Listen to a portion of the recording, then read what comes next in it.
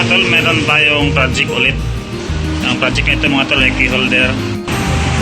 Lalagariin lang natin mga tol yung ating ginawa. Lalagariin lang muna natin mga tol. Fast forward lang natin para mabilis. Tapos na nga pala natin siya nalagarin mga tol. At lalagariin din natin yung loob nito.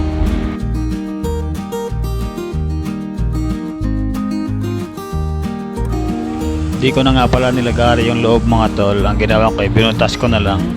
Tapos dahan-dahan ko sang inukit hanggang sa natapos.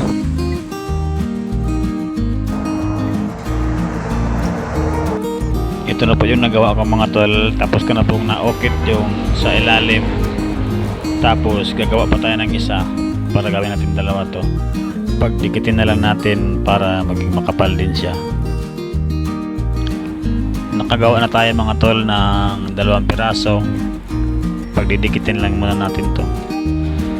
Lalagyan lang muna natin ng solvent mga tol. Dahil nalagyan na natin ng solvent, pagdikitin lang natin silang 2 at balikan natin pagkatapos ng 1 oras. Ito na nga pala yung nagawa natin mga tol. Na pagdikit na natin sila, kaso lang nilihain pa natin siya, papagagandahin muna natin. Papakinisin muna natin mga tol.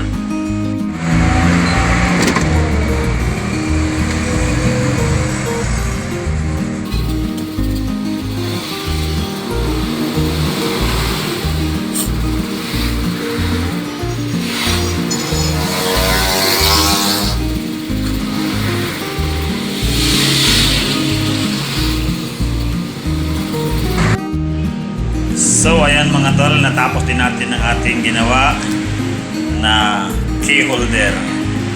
Wala pa siyang palangbitin. Yan ang mga tol, yung ating ginawang key holder. Mayroon na tayong key holder ng susi ng ating motor. Yan, tricycle. Susi ng tricycle, mayroon tayong key holder. Maraming salamat mga tol sa panonood ng ating video. Huwag kalimutang mag-like, share and subscribe.